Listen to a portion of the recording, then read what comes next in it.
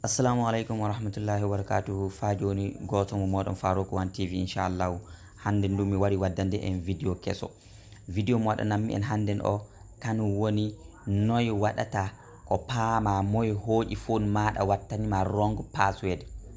Ay dum fu mi do nufo so ni goddo hoji phone maada tawede anda password maada muy itta password maada o de nyo'i go'o wofi fu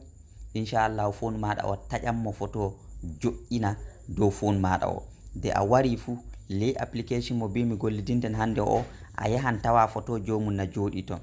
alla e majjun noy gatta ko gada dum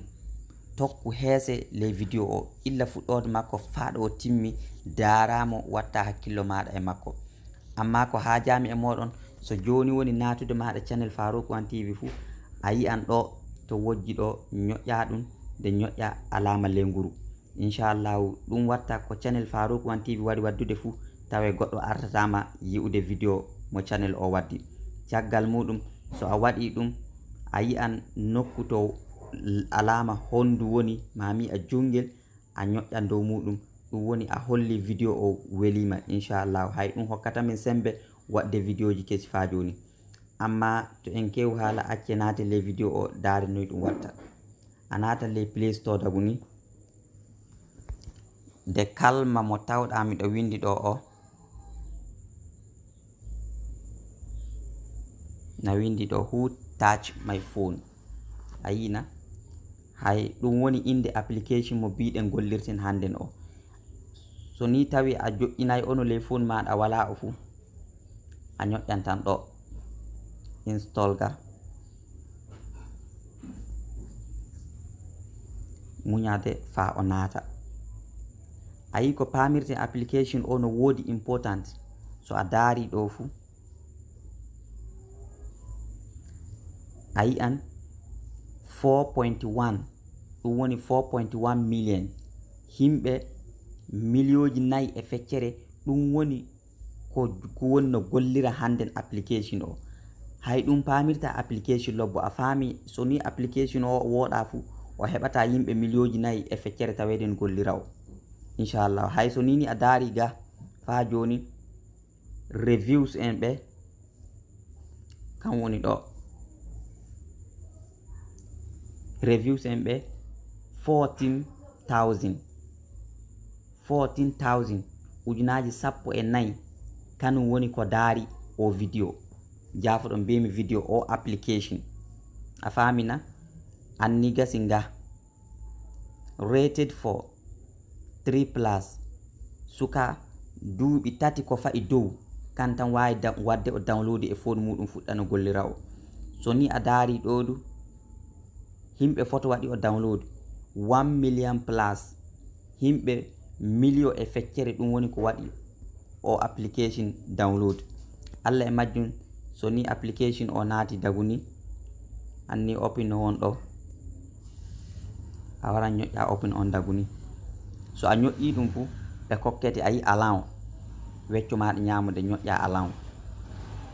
so be kokkirima ni gasin anni okay anni I got it anka wara tan gada I got it be gaddirte ni gasin fa joni gara tan chaka do no thanks nyo'ya tan an kan no thanks so a nyo'i no thanks fu ni be kokkirtama so be kokkirima ni fu wara tan do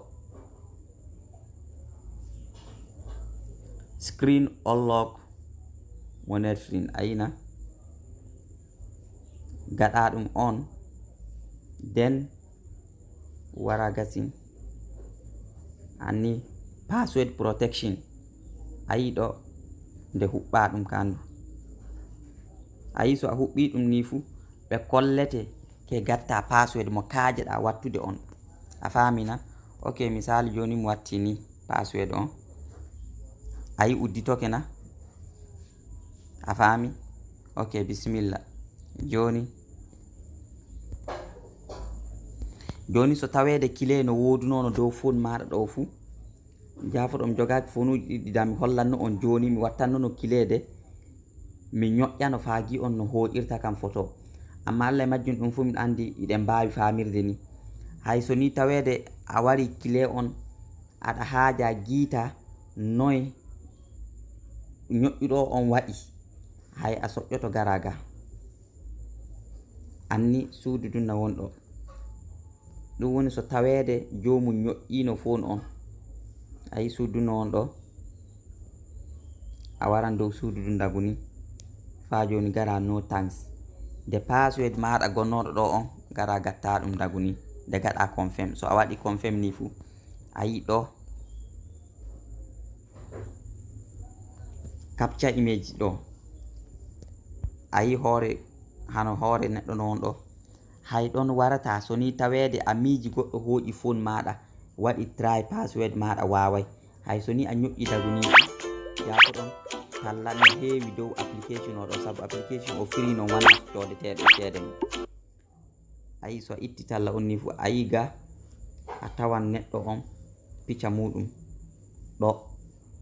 ayina so a ñoƴƴi dow picca on fu